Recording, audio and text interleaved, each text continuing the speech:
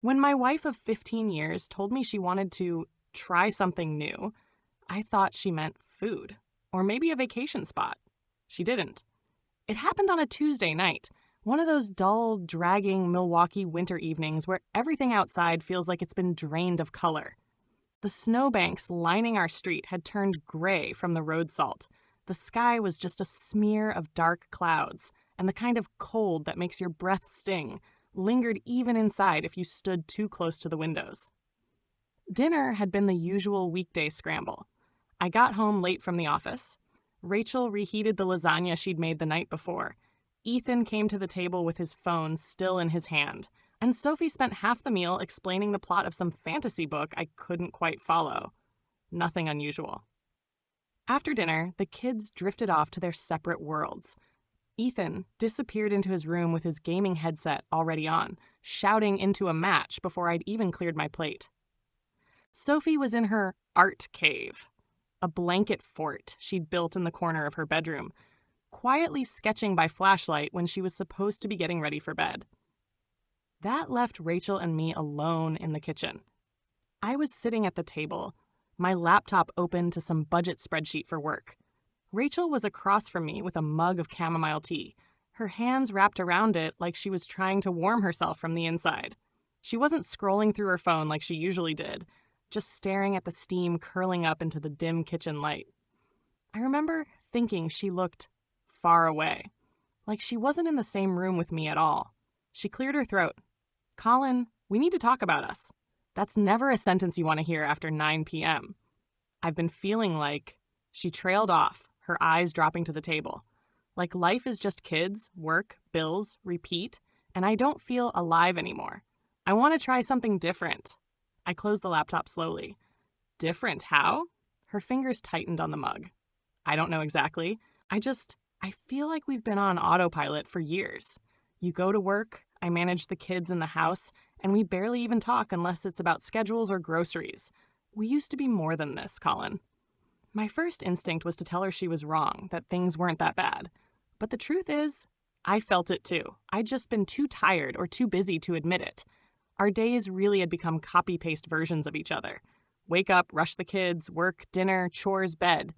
Still, hearing it from her out loud felt like someone had pulled the rug out from under me.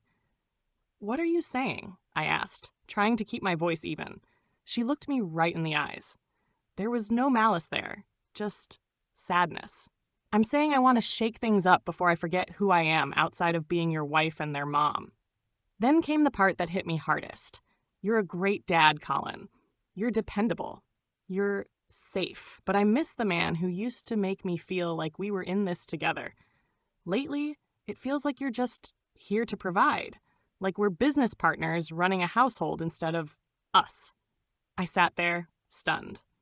I'd spent years telling myself that providing for the family was the most important thing I could do, that working late, saying yes to extra shifts, never letting the bills pile up, that was what being a good husband and father meant. I didn't realize it might also be what was quietly pulling us apart. The conversation didn't go much further. Rachel said she wasn't asking for anything drastic yet. No talk of separation, no ultimatums. She just wanted me to think about it. She went upstairs before I could figure out what to say next, leaving her empty mug on the table. I sat there in the half-lit kitchen, listening to the faint, muffled sounds of Ethan yelling through his headset upstairs and Sophie's flashlight clicking on and off. My tea had gone cold, but I hadn't taken a single sip. All I could see in my head was her face when she said she didn't feel alive anymore, and the terrifying thought that I might not know how to fix that. For the first couple of days after that kitchen table conversation, I couldn't stop replaying it in my head. It was like she'd cracked open a door I didn't even realize existed, and now all I could do was stare at it, wondering what was on the other side. Rachel didn't bring it up again. She didn't act different toward me, at least not in any obvious way. But the silence between us had changed. It wasn't the easy, comfortable quiet of two people who know each other well. It was charged, heavy, like we were both waiting for the other to say something that might tip the balance one way or the other. And once I started looking back, I realized this wasn't sudden. The signs had been there. I just hadn't been paying attention. About 6 months ago, Rachel started going to a Saturday morning yoga class. At first, I was genuinely happy for her. She'd been saying for years she wanted to do something just for herself, a hobby, a class, whatever. But yoga became coffee after with the girls. Then sometimes a stop at the farmer's market. Then just running a few errands. Pretty soon, Saturday mornings turned into Saturday afternoons. She'd come home around 1 or 2, carrying flowers from the market or a new book, cheeks flushed from the cold. I was usually juggling Ethan's basketball practice or Sophie's art club during that time, so I didn't think much about it. But looking back, those mornings were the one slice of her week that was completely her own. No husband, no kids, no responsibilities she couldn't walk away from. It's embarrassing how long it took me to notice the little differences in how she got ready for yoga. She used to just throw on an old hoodie and leggings. Now it was new, form-fitting workout clothes. Her hair would be done, a touch of mascara, even lip gloss sometimes. I'd tease her about getting dressed up for yoga, and she'd roll her eyes and say, "It makes me feel good." I didn't push because I didn't want to be the guy who nitpicked when his wife tried to take care of herself. But in hindsight, it was more than that. It was like she wanted to be seen. I also couldn't remember the last time we'd stayed up late talking. Not about bills, not about the kids' schedules. Real talking. We used to lie in bed with the lights off, tossing ideas back and forth about trips we wanted to take, what we'd do when the kids were older, stupid hypotheticals like, if we won the lottery tomorrow, where would we move? Somewhere along the way, those nights disappeared. We replaced them with scrolling on our phones until our eyes hurt, then rolling over without saying good night. I didn't even notice it happening. I just thought we were both tired. 3 weeks before our talk, Rachel started going to bed before me. At first, she said she was just tired from work and the kids. Then it became a pattern. She'd curl up with a book or have her headphones in, listening to a podcast I couldn't hear, and by the time I came upstairs, the lights were out. I told myself it was nothing. But now I see it was her ending the day on her own terms. Without me. The thing that keeps replaying in my head happened one night about a month ago. I'd gone out to the garage to look for my jacket, and on my way back in, I heard her voice in the living room. Low. Almost whispering. I don't want to wake up at 50 and feel like I never lived. You know? I froze by the doorway. She was talking to Megan, her closest friend. Megan's voice was muffled, but I caught phrases like, "You deserve to be happy," and "figure out what you want." When I walked in, Rachel ended the call quickly and smiled like nothing had happened. "Just catching up with Megan," she said. I didn't call her on it, partly because I didn't want to seem like I was eavesdropping, but mostly because I was afraid of what she'd say if I asked what she meant by never lived. Instead of confronting any of this, I did what I always do when something feels too big to handle. I buried myself in work. Tax season was coming, and I convinced myself that if I could just power through these busy weeks, I'd clear my schedule and Rachel and I could have time together again. But I didn't realize she wasn't waiting for my schedule to clear. She was already carving out her own life in the spaces I'd left empty. 2 weeks after that kitchen table conversation, I finally learned what Rachel meant by wanting to try something new. And once I knew, I couldn't stop rewinding the past months in my head, connecting all the dots I'd ignored. It started with a buzz. We were cleaning up after dinner, Rachel rinsing dishes, me wiping down the counter, when her phone lit up next to the sink. She glanced at the screen and smiled. Not a big, goofy smile. A small one. Private. The kind of smile you make when a thought passes through your head that you don't want to share. I wasn't trying to look, but the name was right there. Ben Jacobs. It clicked immediately. I remembered him from stories she'd told years ago, back when we first got married. He'd been in her group of friends in college, the guy she went camping with once, the one who'd pulled an all-nighter with her before a big exam. At the time, those stories had felt harmless, even funny. But now, seeing his name pop up like that after everything she'd said about wanting more from life, it didn't feel harmless anymore. That week, Rachel's phone habits changed. Normally, she'd scroll through Facebook or Instagram for a bit, then set it aside. But now she was holding on to it all night, thumbs moving slowly, pausing to stare at the screen before typing again. When I asked what she was doing, she'd shrug. Just texting Megan. But her face didn't look like it did when she texted Megan. No rolling eyes, no smirking at whatever drama was happening in Megan's life. This was quieter. More focused. One night, she got up to make tea and left her phone on the couch next to me. It buzzed almost immediately. The preview on the lock screen showed, "Remember that night at the lake?" I didn't read more. I didn't have to. My stomach tightened like I'd been punched. That wasn't the kind of text you send to a casual acquaintance. That was a breadcrumb from a shared history, the kind of thing that exists in a place I could never touch. A few days later, I was walking past the laundry room when I heard her voice. She was laughing. Not her polite laugh, the one she uses at PTA meetings, but that light, easy laugh I remembered from when we were dating. I stopped just out of sight. When she came out, phone still in her hand, she said casually, "That was Ben. He's been going through a rough time, and we've been catching up." Catching up. That was all she offered. And I nodded like an idiot, pretending it was fine, because part of me was terrified that pressing her would push her further toward him. The kids were at a sleepover the night it all came out. It was just the two of us in the house. Something that should have felt rare and exciting. Instead, it felt like the air was charged, like a storm was hanging just outside the walls. Rachel poured herself a glass of wine and sat across from me at the dining table. She didn't rush into it. She sipped, set the glass down, and looked at me like she was about to confess to something she'd already decided she wouldn't take back. "I want to be honest with you," she said finally. "I've been talking to Ben a lot lately. He reminds me of who I was before all of this.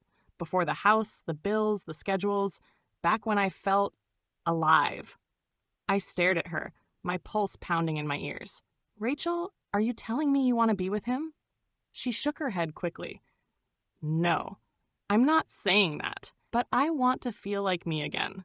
And right now, I don't. You focus on work, I focus on the kids, and somewhere in all of that, we forgot about us. I need something to change before I start resenting you. Or this life." It wasn't loud, but it cut deep. I told her it wasn't fair to go looking for pieces of herself in another man without even trying to find them here, with me. She told me it wasn't fair that I'd emotionally checked out years ago and expected her to just deal with it. We went back and forth, every sentence pulling another thread from the life we'd built. She said she didn't want to hurt me. I told her she already had. By the time she went upstairs and shut the bedroom door, I was left sitting at the table with her half-full wine glass in front of me. Feeling like I'd been told the marriage I thought was solid was actually standing on thin ice, and I could hear the cracks spreading under my feet. The morning after that fight, I woke up to an empty bed. Rachel's side was cold. The dent where she'd slept was already gone, smoothed out like she'd been up for hours. I could hear the muffled clatter of pans downstairs, Sophie's laughter, Ethan asking if we had any more syrup. From the outside, it sounded like any other Saturday morning. But from where I was lying, staring at the ceiling, it felt like there was a crack running straight through the middle of our life. I stayed upstairs longer than usual, moving slow, as if delaying breakfast would delay reality. When I finally came down, Rachel was at the stove flipping pancakes, her hair pulled back, wearing the same faded green sweatshirt she always wore on weekends. If you'd walked in then, you'd never know that less than 12 hours earlier, we'd had the sharpest, rawest conversation of our marriage. "Morning," I said. My voice came out quieter than I meant. She smiled. Not cold, but not warm either. "Morning." That was it. The kids chattered. The coffee brewed. The room smelled like cinnamon and maple syrup. And yet, I couldn't shake the feeling that we were just performing family for the audience of our children. I didn't trust myself to say much, so after breakfast, I told Rachel I was going to the gym. I hadn't set foot in the place in over 6 months, but it was the only excuse I could think of. When I got there, I didn't even go inside. I just sat in my car in the parking lot, staring at the steering wheel. I thought about how many years we'd been together, how many memories we had, how much of my identity was wrapped up in being her husband. And now, for the first time, I wasn't sure if she wanted that to be true anymore. That afternoon, I called Grant, my closest friend at work. I told him enough to paint the picture, that Rachel was restless, that she'd reconnected with someone from her past. I was braced for outrage on my behalf. I wanted him to say, "She's crossing a line, man. You've got to shut this down." But instead, he sighed and said, "Colin, she's telling you this now, before she's done something she can't take back." That's a gift. Most people get blindsided when it's already over. The question is, are you going to hear her, or are you just going to defend yourself? I didn't want to admit it, but he was right. That night, after the kids were asleep, I told Rachel I didn't want to lose her. But I also couldn't ignore what was happening. I asked if she'd be willing to go to counseling with me. She didn't answer right away. She stared at her hands, twisting the gold wedding band she's worn since she was 25. Finally, she nodded. "Yes, I'll go." Our first session was brutal. Sitting there in front of a stranger, peeling back years of built-up habits and hurts, it felt like putting my chest on the table and letting someone poke at it. The counselor asked us when we stopped feeling connected. Rachel said, "Years ago." I said, "I don't know." That answer told me everything. The counselor pointed out something that stuck with me, that I'd been treating our marriage like a project to manage, not a relationship to nurture. That when Rachel told me she felt lonely, I'd respond by fixing a leaky faucet or booking a family outing, instead of actually sitting with her feelings. Rachel admitted that talking to Ben had made her feel seen again. She swore nothing physical had happened, but she didn't pretend it wasn't emotional. I believed her. But believing didn't erase the sting. One of the first agreements we made in counseling was that she would stop communicating with Ben. Not because I demanded it, but because she said, "If we're going to rebuild trust, I can't have one foot out the door." That day, she deleted his number in front of me. The late-night messages stopped. The quiet phone calls stopped. And slowly, my shoulders stopped tensing every time her phone buzzed. Rebuilding wasn't instant. It wasn't some movie montage where we laughed our way back into love. It was awkward and sometimes frustrating. I started getting home earlier, shutting my laptop after dinner. We began having no-kid dinners twice a month. Nothing fancy, just takeout eaten at the dining table with candles lit.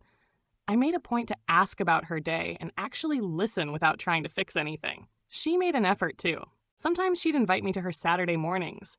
Yoga and coffee, just the two of us. I went, even though I'm about as flexible as a tree trunk. Months later, Rachel told me she feels alive again. Not because of grand gestures or wild experiments, but because we actually see each other now. We talk. We laugh more. We even argue better. Not in ways that cut, but in ways that actually resolve something. I won't lie, part of me still hates that it took another man's name lighting up her phone to shake me awake. But maybe that's the thing about long marriages. Sometimes you need a jolt to remind you that comfort can easily slide into neglect. We're not the same couple we were at 25, and thank God for that. Because if we were, we might not have survived this. Thank you for listening. If you enjoyed, please like, share, and subscribe for more content. If you want to share your stories, please comment below. Additionally, what is your opinion on the poster's decision?